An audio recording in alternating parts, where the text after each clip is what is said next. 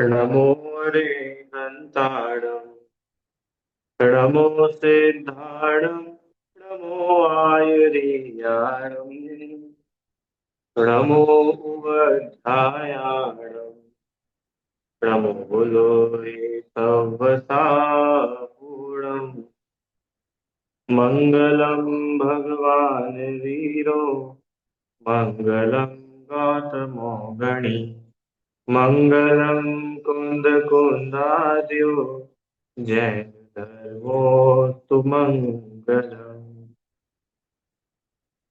भक्तामरप्रणतमौलिमणिप्रभाणा मुद्योतकं दलितपापतमोवितानम् सम्यक् प्रणम्य जिनपादयुगं युगानाम् स्वालम्बनं भवजले पततां जनानाम् यः संस्तुतः सकलवाङ्मयतत्त्वबोधा दुर्भूतबुद्धिपटुभिः सुरलोकनाथे स्तोत्रे जगत्त्रयचित्तहरैरुदारे तोष्ये किलामपि तं प्रथमं जिनेन्द्रम्। आचार्य श्री मांगतुंग स्वामी द्वारा रचित भक्तामर स्तोत्र का हम लोग अर्थ समझ रहे हैं। इतना सुंदर ये स्तोत्र आदिनाथ भगवान की स्तुति के रूप में आचार्य देव ने लिखा। और पिछली क्लास में हम लोगों ने सिंहासन प्रातिहार्य को आधार बनाकर कैसे जिनेन्द्र देव की स्तुति की है वो देखा था। बराबर। अब आज जो है अ, अशोक वृक्ष और सिंहासन के बाद में तीसरे नंबर पर चांवर चामर जो प्रातिहार्य है उसके आधार पर जिनेन्द्र देव की स्तुति करेंगे। चावर समझते हैं आप सब लोग, चमर बोलते हैं, चमर है ना, वो जो ऐसे ढुराते हैं उसको बोलते हैं चमर ढोरना। उसके आधार पर वह भी समूह शरण में ही रहता है और आठ प्रातिहार्य में आता है और देवों के द्वारा ही वह चवर ढुराया जाता है। कौन से देव होते हैं? यक्ष होते हैं, यक्ष। यक्षेंद्र कहते हैं उनको, यक्ष देव होते हैं। उनके द्वारा ये चवर ढुराए जाते हैं। कितने चवर होते हैं? कितने चंवर होते हैं? 64। 64 चंवर होते हैं दोनों तरफ। 32 इसके दो प्रमाण मिलते हैं। एक तो यह मिलता है कि जिनेन्द्र देव के दोनों ओर 32 देव चंवर ढोते हैं। एक देव के हाथ में एक चंवर रहता है। और एक प्रमाण यह मिलता है कि आठों दिशाओं में आठ आठ देव रहते हैं। माने जहाँ भगवान विराजमान है उनको सेंटर बना के आठों दिशाएं, अरे समझ में, मतलब भगवान विराजमान है और उनके चारों दिशा और चारों विदिशाओं में आठ आठ देव। ऐसे दोनों प्रमाण मिलते हैं। कुल मिलाकर के 32, ये सॉरी 64 जो है चंवर देवों के द्वारा ढुराए जाते हैं। तो कैसे होते हैं वे चंवर उसकी चर्चा यहाँ पर आएगी। और वो चंवर जिनेन्द्र भगवान के ऊपर दोहराए जाते हैं तो वो कैसी शोभायमान होते हैं, वो बात इस 30वें नंबर के काव्य में कर रहे हैं। आइए शुरू करते हैं और बीच में अपन देखते जाएंगे चमर से रिलेटेड और भी कुछ बातें आएंगी। तो आए। कुंदावदात चल चामर चारु शोभम विभ्राजते तव वपुः कलधौत कांतम उच्छशांक शुचि निर्झर वारिधार मुच्चैस्तटं सुरगिरेरिव शांत कौंभम। बड़ी सुंदर आचार्य देव की कल्पना है।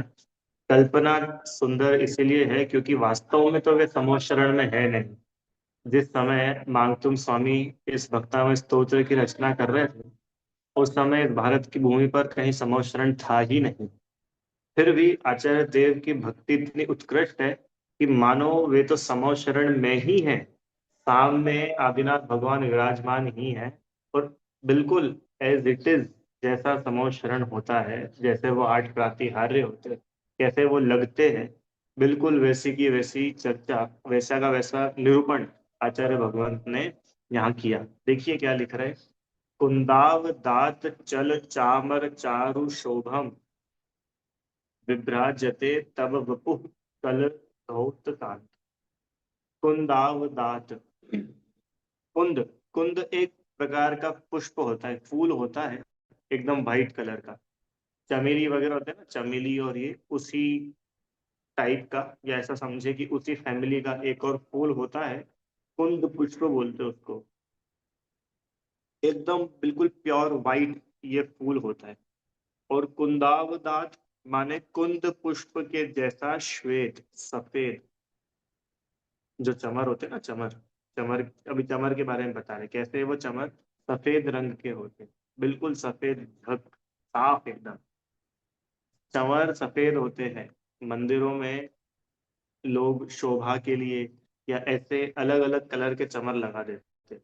कोई रेड लगा देता है, कोई गोल्डन लगा देते हैं, कोई ग्रीन लगा देते हैं। भाई चमर वाइट कलर के होते हैं, अलग अलग रंग के नहीं होते हैं। ये यहाँ से पता चलता है। क्या लिख रहे हैं। कुंदाव दात चल चामर सुन, चल चामर चारु शोभम। और सुनो सुनो, वो जो कुंदाव दात माने कुंद के पुष्प के समान, वो जो चमर है, वो चमर कोई देर ऐसे लेकर के खड़ा नहीं रहता है। चल, चल, चल माने उन्नत अवनत। उन्नत अवनत मतलब समझते हैं? उन्नत अवनत क्या होता है? नहीं, अच्छा, चल मतलब समझते हैं? चल, चलना, मूवमेंट। मतलब वो जो चमर होते हैं, वो चमर एक जैसे नहीं होते, वो मूवमेंट करते हुए रहते हैं। माने वो जो देव है ना, 64 चमर लिए हुए जो 64 देव है, वे खाली चवर लेकर के खड़े नहीं है, वे चवर ढो रहे हैं। ढो रहे हैं मतलब कि वे उन्नत, उन्नत मतलब होता है ऊपर, अवनत मतलब नीचे। आया समझ में? ऐसे ऊपर नीचे, ऊपर नीचे वह चमर ढोते हैं। अब प्रश्न, भैया क्यों ढोते हैं? भगवान को पंखा करते हैं क्या वो लोग? समझ, शरण में भगवान को गर्मी लगती होगी इसलिए। क्यों, इसके लिए ढोआ जाता है क्या?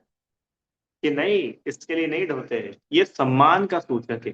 चंवर ढोना यह एक सम्मान का सूचक है।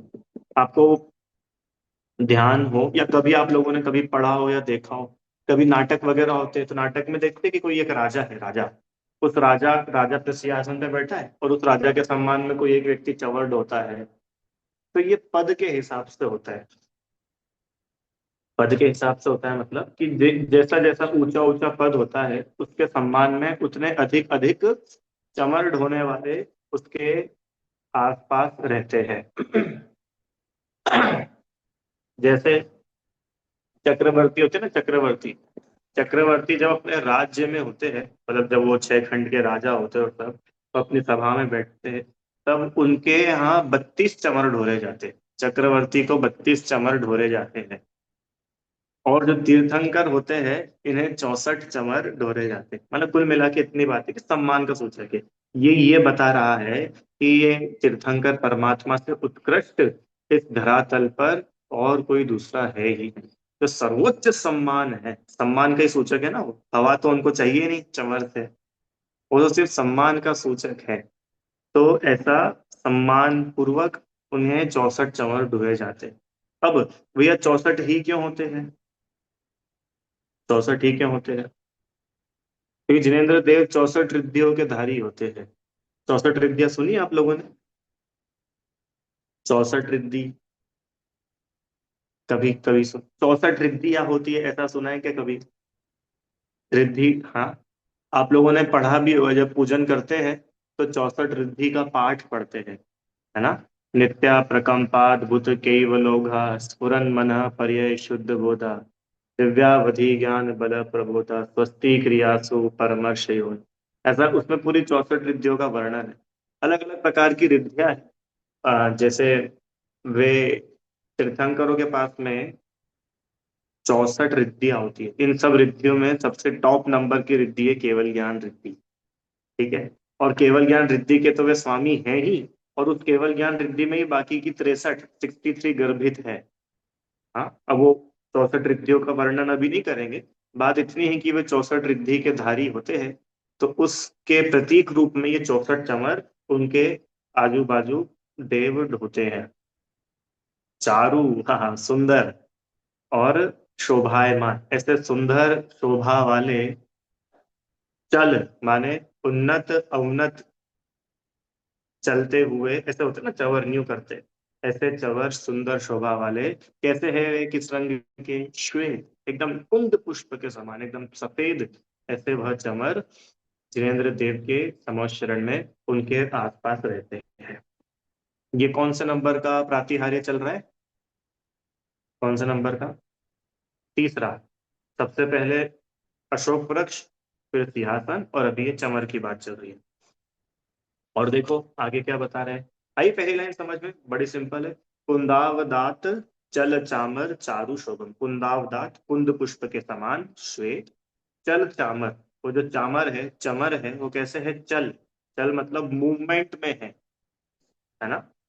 चारु शोभम, बहुत ही सुंदर शोभायमान हो रहे हैं। आगे देखिए क्या लिख रहे हैं। विभ्राजते तव वपु कलधौत कांतम। अब बड़ी सुंदर बात आने में। विभ्राजते तव वपु, तव तव मतलब, तव मतलब, तव, तव मतलब आपका। अरे जिनकी स्तुति कर रहे हैं, किन की स्तुति कर रहे हैं, आदिनाथ भगवान की। तो और वपु मतलब शरीर, ये अपन पिछले काव्य में भी पढ़ के आए। वपु माने वो सुंदर शरीर। तो हे जिनेन्द्र देव, आपका सुंदर शरीर विभ्राजते, शोभायमान हो रहा है। कैसा, कांतिमय चांदी के समान। वापस, तो इतनी सुंदर बात है, आपको जो समझ में आएगा ना, आप लोग को बड़ा आनंद आएगा। आगे जो दो पंक्तियां बताई उसमें तो आचार्य देव ने कमाल ही कर दिया। बात इतनी है कि ये जो 64 चमर ढूंढ रहे हैं, ये 64 चमर ढूंढने से आपका जो सुंदर कांतिमय शरीर है ना, वो बिल्कुल चांदी के समान शोभायमान। अब एक बात बताइए, आदिनाथ भगवान के शरीर का वर्ण क्या था, क्या था? स्वर्ण, स्वर्ण था ना, स्वर्ण। अरे 16 तीर्थंकरों के शरीर का वर्ण स्वर्णमय होता है। था मतलब, अभी जो ये 24 तीर्थंकर है ना, इनमें से 24 में से 16 तीर्थंकरों के शरीर का वर्ण गोल्डन कलर का, उगते हुए सूर्य के समान, बिल्कुल ऐसा रहता है, गोल्डन। पढ़ा था ना, मादित्य वर्ण ममलम। तो हे जिनेन्द्र देव, आपका वो जो सुंदर शरीर है, वो जो सोने के समान है, वो भी कैसा है कि चांदी के समान कांतिमय हो रहा है। बात आ रही समझ में कि भैया एक ही काव्य में सोना भी आ गया, चांदी भी आ गई। अभी तक तो कभी हमने देखा नहीं था, क्यों? अरे अभी आज ये 30वें नंबर के काव्य तक अपन आ गए। या तो आचार्य देव ने सूर्य की बात करी, या चंद्रमा की बात करी, या तो आचार्य देव ने सोने की बात करी या चांदी की बात करी। पर एक साथ ही सोना चांदी, ये तो पहली बार ही आया। कि यही तो गजब है उनकी भक्ति। देखो क्या बोल रहे हैं कि आपका शरीर तो स्वर्णमय है, पर आपके शरीर के ऊपर ये जो चवर ढुराए जा रहे हैं ना, ये दोनों तरफ से 32 64 चम्मच, तो ये 64 चम्मच ढुराने से आपका शरीर भी कैसा दिख रहा है, बिल्कुल चांदी का। तो सफेद है ना, सफेद चमर कैसे है, वो सफेद। तो सफेद सफेद चमर से ढूर रहे हैं, तो मानो आपका शरीर भी बिल्कुल चांदी के समान कांतिमय हो रहा है। अब आप इमेजिन कर पा रहे हो थोड़ा, मानो साक्षात अपन समोचरण में हो, 500 धनुष की काया, आदिनाथ भगवान विराजमान है, और ये चंवर ढूंढे थे। कितने बड़े चंवर होते होंगे, इतने इतने से? कि नहीं भैया, अच्छे बड़े बड़े होते, जो तीर्थंकर की अवगाहना होती है उसी की रेशियो में होते हैं चंवर भी सब। अब उदाहरण देखो कितना सुंदर दिया, क्या बोल रहे हैं आचार्य। आई ना वो सेकंड लाइन समझ में, सरल है। विभ्राजते तब वपु कल धौत कांता। आपका शरीर शोभायमान हो रहा है चांदी के समान, बिल्कुल कांतिमय रूप से। अभी ये दो लाइन पढ़ेंगे ना आखिरी, अगली वाली, तो आपको बिल्कुल क्लियर हो जाएगा। उद्यत शशांक शुचि निर्झर वारि धार मुच्चैस्तटम सुरगिरैरिव शांत कौम्ब। नीचे से पढ़ते, नीचे से। सुर गिरे, क्या लिखा ना, सुर गिरे रिव, सुर गिरी इव, सुरगिरी, सुरगिरी क्या होता है? गिरी मतलब, गिरी मतलब पर्वत, ठीक है। सुर मतलब, सुर मतलब सबसे बड़ा, सबका राजा, राजा, सुर मतलब राजा। तो इस पूरे मध्य लोक में जितने भी पर्वत है, उन सब पर्वतों का राजा कौन है? सुमेरु पर्वत। सुरगिरी का अर्थ सुर प्लस गिरी, सुर मतलब राजा, बड़ा, है ना, और गिरी मतलब पर्वत। तो इस मध्य लोक में चाहे भरत क्षेत्र हो, चाहे ऐरावत क्षेत्र हो, चाहे विदेश क्षेत्र हो, चाहे ये अलग अलग पर्वत है ना, निषद पर्वत हो, अनेक अनेक पर्वत की श्रृंखला है, मानुषोत्तर पर्वत हो, वे बोल रहे कि ये ढाई द्वीप ही नहीं, इस पूरे मध्य लोक में असंख्यातों पर्वत है, और उन सब पर्वतों में एक पर्वत है, वो सबका राजा है। कौन है वो? सुमेरु। पांच मेरु है ना, उनमें जो सबसे बीच में जम्बू द्वीप, पूरे मध्यलोक का सेंटर है वो सुमेरु पर्वत। तो वह सुमेरु पर्वत, सुरगिरी मतलब सुमेरु पर्वत। अब याद रखोगे आप लोग हमेशा, कहीं पर भी ये आता है सुरगिरी शब्द, महावीर भगवान की पूजन में आता है ये शब्द सुरगिरी। आई थिंक जन्म कल्याण के छंद में कहीं पे आता है कि मतलब वो जो देव है वो सुरगिरी पर जाकर के आपका जन्माभिषेक करते हैं, ऐसा कुछ उसका भाव है। तो सुरगिरी मतलब, अब ध्यान रखना, सुमेरु पर्वत। वे कह रहे हैं कि, उदाहरण दे रहे, इव सुर गिरे, इव, इव मतलब भांति, उसकी उस तरह, किस तरह? जैसे वो 64 चमर ढुर रहे हैं और आपका शरीर ऐसा शोभायमान हो रहा है ना, कैसे? कि जैसे मानो कि वो सुमेरु पर्वत, आपको मालूम है सुमेरु पर्वत स्वर्णमयी होता है, सुमेरु पर्वत का कलर गोल्डन होता है, और उसका तट, तट मतलब उच्च तटम, उसका ऊंचा तट, उसका तल, सुमेरु पर्वत की पीक, टॉप, ऐसे उस गोल्डन सुमेरु पर्वत के तट पर क्या हो रहा है? उदीयमान पूर्ण चंद्र, उदयत शशांक शुचि निर्झर वारिधान। उदीयमान पूर्ण चंद्र, शुचि माने निर्मल पवित्र, निर्झर माने झरनों की, वारिधा जलधारा युक्त। अब आप लोग बस थोड़ा इमेजिन करो, एक बहुत विशाल वह सुमेरु पर्वत, स्वर्णमयी, और उस स्वर्णमयी सुमेरु पर्वत के ऊपर चंद्रमा, उदीयमान, उदीयमान मतलब उदय को प्राप्त होता हुआ पूर्ण, पूर्णमासी का चंद्रमा एकदम सफेद, हाँ, और उस चंद्रमा में से क्या हो रहा है? निर्मल पवित्र झरना बह रहा है, और वो झरने की जल धारा गिर रही है उस पर्वत के ऊपर। आए समझ में कुछ थोड़ा बहुत? वो स्वर्णिम पर्वत, और उस पर्वत के ऊपर झरना बह रहा है, झरना उसके ऊपर गिर रहा है, पर्वत में से झरना नहीं गिर रहा है। देखो अंतर है, दुनिया में जो झरने अपने को दिखते हैं वो तो पहाड़ है, और पहाड़ के बीच में से कहीं से निकलता है, ये तो बोल रहे कि पहाड़ के ऊपर झरना गिर रहा है। अंतर आ रहा है समझ में? अब वो क्या सुंदर दृश्य होगा। हम्म, क्या सुंदर वो दृश्य होगा, इतना बड़ा विशाल पर्वत और उसके ऊपर ऐसा निर्मल जल धारा वाला झरना बह रहा है। कैसा दिखता है वो झरना? झरना देखा है? आप सभी लोगों ने देखा है झरना भैया? कभी कभी देखा होगा नहीं? कौन से कलर का होता है? एकदम वाइट, वाइट होता है ना, उसमें झाग होते, झाग काय के होते हैं भैया उसमें? शैम्पू डाल देते होंगे क्या? कि नहीं नहीं, वो झरना इतने प्रेशर से आता है, इतनी ऊंचाई से गिरता है कि वो उसमें झाग बन जाता है, कैसा एकदम बिल्कुल सफेद, ऐसा लगता है दूध बह रहा हो। क्यों ऐसा लगता है ना? ऐसे ही अब वो यहाँ पे उन्होंने उसकी कल्पना की कि ये जो चमर है जिनेंद्र देव आपके ऊपर ढुराए जा रहे हैं, ये ऐसा लग रहा है कि स्वर्ण में आपका देह, ऐसे स्वर्ण में वो सुमेरु पर्वत हो, और उसके ऊपर कोई निर्मल जल धारा झरने के रूप में आकर के गिर रही है, ऐसे ये चमर आपके ऊपर ढुल रहे हैं, तो मानो बिल्कुल ऐसा ही लग रहा। आई आपको ये चारों लाइन समझ में? हाँ कि ना? देखो वापस से समझते हैं क्या बोल रहे हैं। कुंदावदात चल चामर चारु शोभम विभ्राजते तव वपु कल धौत कांतम। माने कुंदावदात, कुंद पुष्पों के समान। कुंद एक प्रकार के पुष्प होते हैं जो बिल्कुल सफेद होते हैं। अलग अलग टाइप के फूल होते हैं ना, तो एक कुंद नाम का पुष्प होता है, आप देखना गूगल पे तो मिल जाएगा। एकदम सफेद रंग का फूल होता है वो।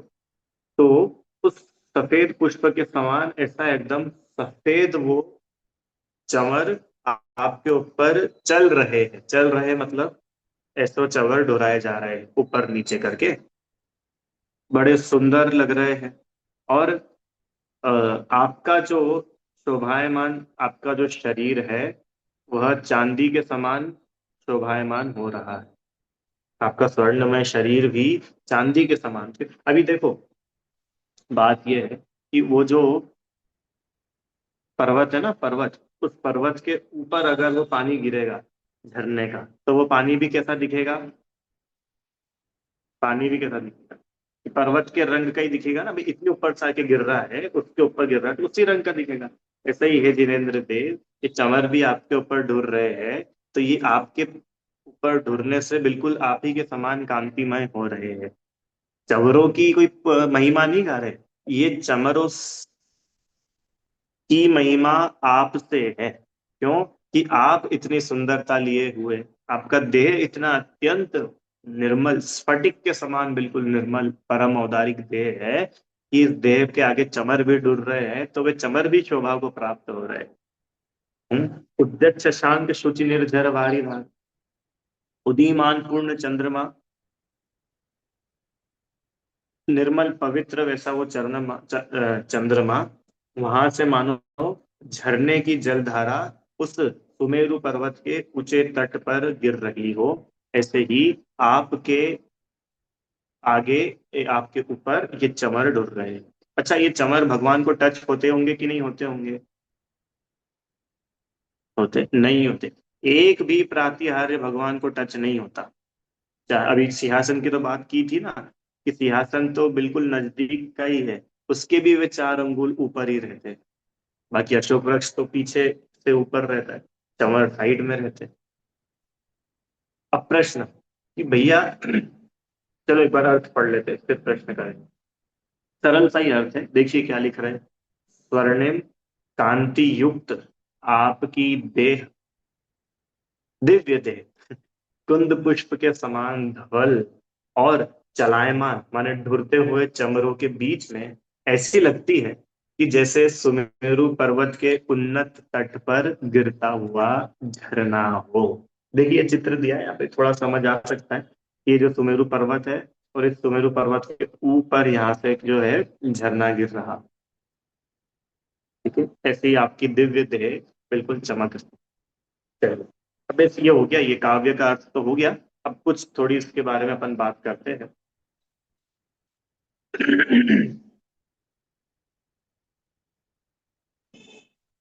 ये जो देव है, तो इन देव, ये देव तो चंवर डुराते हैं ना।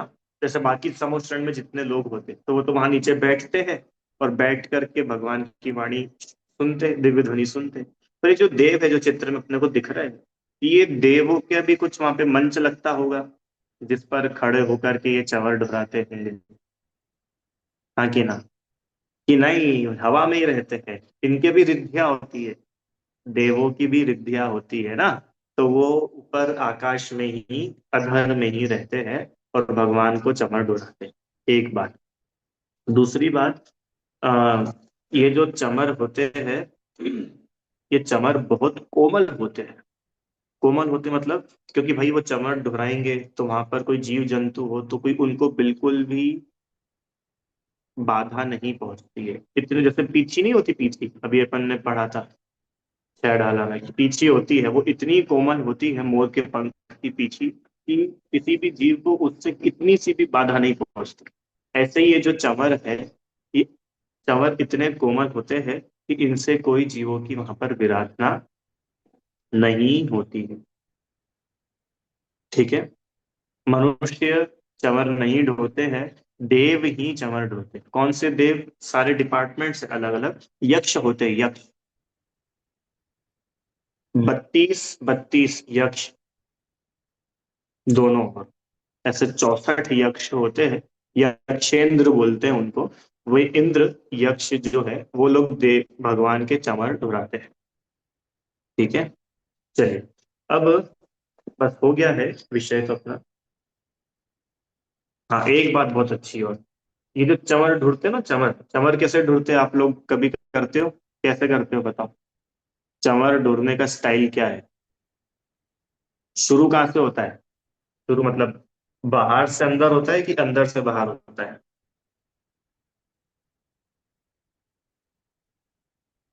अंदर से बाहर, अरे अंदर से बाहर होता है। कभी जैसे भगवान की भक्ति करते हैं, तो भगवान की भक्ति करने के लिए देखा होगा ना आपने, क्या करते हैं भैया, पहले भगवान को नमस्कार करते, फिर अपने हाथ तो नेचुरली ऐसे ही रहते, फिर ऐसे करते, नीचे से ऊपर की ओर, नीचे से ऊपर की ओर, नीचे से ऊपर की ओर, ये चवर ढूंढने का तरीका है।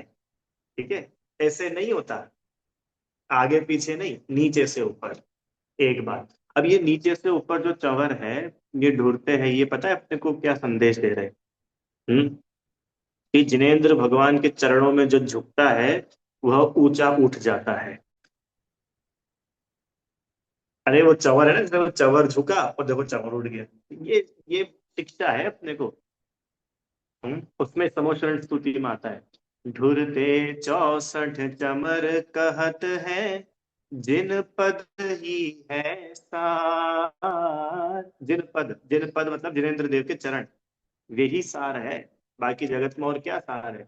तुम दूसरों को जाके झुकोगे तो वो तुमको झुकाएगा। पर धन्य है जिनेन्द्र देव कि हम उनके चरणों में आके झुकते हैं और वे हमको उठा देते हैं। और अगली लाइन में और गजब, जो अपने प्रभुवर को झुकते, किसको, किसकी तरफ झुकते, किसकी तरफ झुकते? अपने प्रभुवर, अपने आत्मा की तरफ। क्यों? क्योंकि भगवान भी तो यही बता रहे हैं कि हम किसी भगवान को देख के भगवान नहीं बने, हमें भगवान ने जो मार्ग बताया था उस मार्ग पर हम चले सो हम भगवान बने। ऐसे ही तुम मेरी तरफ क्यों देखते हो? अब हमने जो मार्ग बताया तुम उस पर चलो तो तुम भगवान बनोगे। जो अपने प्रभु वर को झुकते, वे होते भव पार, शोभे समव शरण सुखकार। प्रभु का समव शरण सुख, कितना सुंदर है वह समव शरण। यानी एक भी रचना, एक इतना सा तिनका भी बिना प्रयोजन का नहीं होता है। अगर वो चमर भी है तो उन चमर का भी कुछ ना कुछ प्रयोजन है। अगर वो चमर ऐसे ढोल रहे हैं तो उनका भी प्रयोजन है। ठीक है, ये बहुत ख्याल में रखने की बातें हैं। नहीं तो क्या है। अच्छा बताओ, और ये जो अभी काव्य आने वाले ना, एक 26 नंबर का अपन पहले पढ़ करके आ चुके हैं, तुभ्यम नमस्ते भुवन आरती वाला एक, वो, और एक चमर वाला, दो। और अभी इसके आगे एक छत्र वाला भी आने वाला है। इसके बाद ये 31 नंबर, छत्रत्रयम तव विभाति, ये लगभग ये कुछ और भी एक दो होंगे। ये सारे काव्य तो अनेकों अनेकों मंदिरों में प्रतिदिन पढ़े जाते हैं।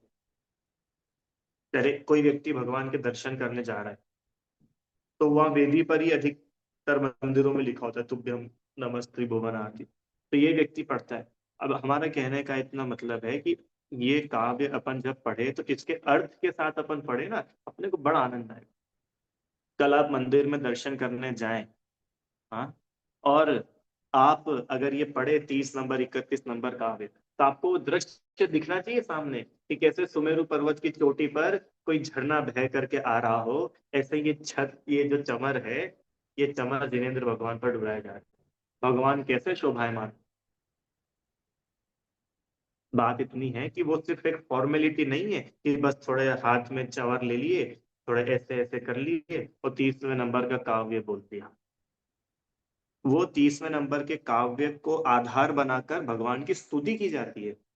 26वें नंबर काव्य को आधार बनाकर भगवान की स्तुति की जाए। अरे आपको बात आ रही कि नहीं समझ में? जैसे अपन विनय पाठ बोलते कि नहीं बोलते हैं पूजन करते हैं जब, क्यों बोलते हैं? कि वो विनय पाठ को आधार बना करके हम भगवान की स्तुति करते हैं। बात पकड़ में आई क्या? हम पूजन करते हैं, क्यों करते हैं? कि भाई उस देव शास्त्र गुरु पूजन को आधार बनाकर हम भगवान की स्तुति कर रहे हैं।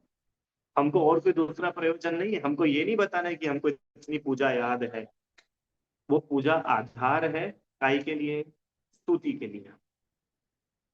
आ रही ना समझ? ऐसे ही भक्तामय स्तोत्र का एक एक काव्य सिर्फ और सिर्फ जिनेन्द्र भगवान की स्तुति के लिए एक आधार है।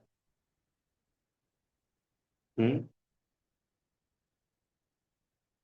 और इतना और समझना कि भगवान को देव ही आकर के चंवर ढुराते हैं, कोई मनुष्य नहीं ढुराते। चक्रवर्ती भी क्यों नहीं हो, चक्रवर्ती का कोई रोल नहीं होता संवत्सरण में, सिर्फ बैठ करके दिव्य ध्वनि सुनने का काम है। बाकी पूरी व्यवस्था इंद्र की होती है। पूरी व्यवस्था इंद्र की होती है।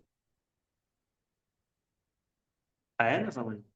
तो हम लोग इन सब चीजों को, भले ही कोई छत्र करते चंवर ढुराना हो, तो इन सब को लेकर के कोई मिथ्यात्व को जन्म नहीं दे दे कि भैया ऐसे तो करना ही पड़ेगा। और 31 नंबर काव्य आएगा जब ऐसे करके सब महिलाएं खड़ी हो जाएंगी मंदिर में। अरे भैया, ये इनसे कोई लाभ नहीं है। और अपन लोग होते कौन है भगवान के ऊपर छत्र चंवर लगाने वाले? छत्र लगाना अपनी अपनी इतनी बिसात है क्या कि वो तीन जिनकी छत्र छाया में अपन रहते हैं, तो उनको अपन छत्र लगाए ऐसे? एक थोड़ा तो बुद्धि का उपयोग कल पढ़ेंगे अपन डिटेल में कि वो छत्र एक्चुअली लगते क्यों हैं, क्या उनका पर्पस है, क्यों वो तीन तीन छत्र धीरेन्द्र देव के ऊपर है सोने के समान। वो पढ़ेंगे कल। पर बात इतनी है कि अब कुछ, अरे आप सिर्फ णमो अरिहंताणम भी अगर अपन पढ़ते हैं तो उस णमोरी हंताड़म से कुछ लो। बोलने के लिए मत बोलो। बात आ रही है क्या समझ में भाई सब लोगों को? प्रभु पतित पावनी अगर अपन पढ़ रहे हैं तो बोलने के लिए नहीं बोलो, पढ़ने के लिए नहीं पढ़ो। उसमें से कोई एक आध पंक्ति अपन लेकर के चलो अपने साथ, तो अपने को आनंद आएगा भगवान की भक्ति में। तो भगवान की भक्ति, पूजन, स्वाध्याय, अभिषेक, विधान, ये अपने लिए आनंद के विषय बनेंगे। और नहीं तो सिर्फ एक औपचारिकता रहेगी, नथिंग एल्स। 70-70 60-60 वर्ष की उम्र हो जाती है और लोग ऐसा बोलते हुए सुनाई देते हैं, हाँ ठीक है वो पूजा, हाँ हाँ सिद्ध चक्र विधान हमने भी बहुत बार किया, सिद्ध चक्र विधान। तो सिद्ध चक्र विधान सुनते से ही आपके चेहरे पर प्रसन्नता क्यों नहीं आई? मेरी बात आपको समझ में आ रही है कि नहीं? कि अकेले विधान की नहीं बोल रहा हूँ, कुछ भी हो। अरे मैंने बोला ना कि नमो का मंत्र सबसे बेसिक है, नमो अरिहंताणम। फिर नमो अरिहंताणम बोलते से, नमो अरिहंताणम सुनते से हम नाच उठने चाहिए। ओहो, अरिहंत भगवान को नमस्कार किया। अपन इतने भक्ति से भरे हुए होंगे ना, तब ये जिनवाणी अपने अंदर प्रवेश करेगी। भक्ति से भरा हुआ एकदम कोमल चित्त हो, वहां पर बीज डले तो वो अंकुरित होगा। क्यों? पत्थर पर बीज डालेंगे तो अंकुरित होगा, कि कोमल मिट्टी में बीज डलेगा वहां अंकुरित होगा? भाई, जितेंद्र भगवान के प्रति बहुत समर्पण भाव होना चाहिए, बहुत भक्ति होनी चाहिए। और मैंने इसलिए बोला कि हो सकता है शायद अपन लोग में से हर व्यक्ति कोई डेली भक्तामय स्तोत्र पढ़ता हो, ऐसा ना भी हो। कोई बात नहीं। अरे प्रभु पतित पावन, ये तो व्यक्ति, मेरे को लगता है कि आप में से अपन सभी लोग बोलते ही बोलते होंगे, चाहे परिक्रमा लगाते हुए बोल रहे हैं या नॉर्मल भी कभी ना कभी तो बोलते हो। तो बात इतनी है कि एक भी काव्य, एक भी लाइन अगर अपन पढ़े तो उसमें से अपन कुछ ले, क्योंकि वो आधार है अपने और भगवान को बीच में जोड़ने के लिए। आपको बात आ रही है क्या समझ में? अरे ये तो पता है अपन लोगों की मजबूरी है कि अपने को किसी और की लिखी हुई स्तुति को पढ़ करके अपना काम चलाना पड़ता है। मैंने पहले भी बहुत बार बोला, ये मजबूरी है अपनी। अरे मजा तो जब आए कि हमको किसी की और की लिखी हुई स्तुति का आधार नहीं लेना पड़े, बस हम हों और भगवान हो। पर ना अपन लोग का उतना क्षयोक्षम है, ना इतना कुछ कवित्व है। तो ठीक है भाई, किसी ज्ञानी पुरुष ने अगर कोई स्तुति आदि लिखी है, कोई पाठ लिखे हैं, तो उसको अपन आधार बना करके काम तो वो ही करे जो करना था। क्या काम करना था? कि भाई भगवान और मुझे आपस में कनेक्ट होना था।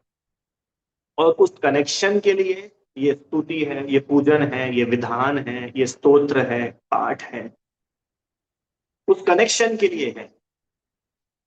अब वो कनेक्शन बैठाना ये अपनी ड्यूटी है। मतलब अपन अपने लिए तो और काम सरल हो गया, अब अपने को कोई स्तुति लिखनी भी नहीं है। अब तो लिखी लिखाई मिल गई है, सिर्फ पढ़ करके समझ के काम आगे बढ़ाना है। बताओ कितनी, और अब तो आधुनिक भाषाओं में, अरे अब तो अभी जो लिखी जाती है कितनी सरल और सुंदर अच्छी अच्छी भाषा में लिखी गई है। बस थोड़ा सा उपयोग लगाने की उसमें जरूरत है। ठीक है, चलो इतना ही रखते हैं। आप लोग को कोई प्रश्न हो तो आप पूछ लीजिए।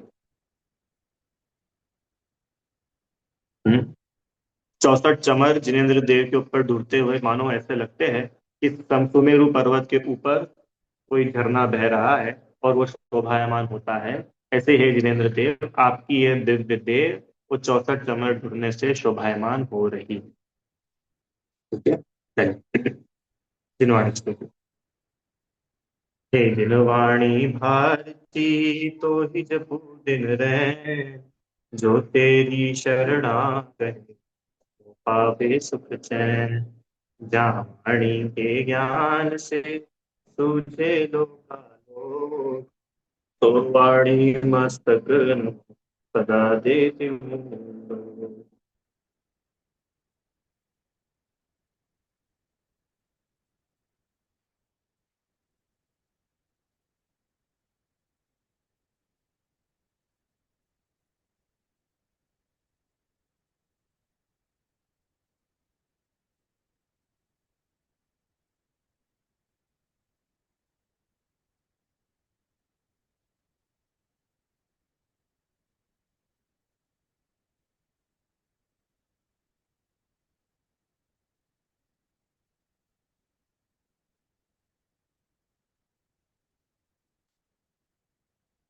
जय बोलिए द्वादशांगमयी जिनवाणी माता की जय। महान जैन धर्म की जय।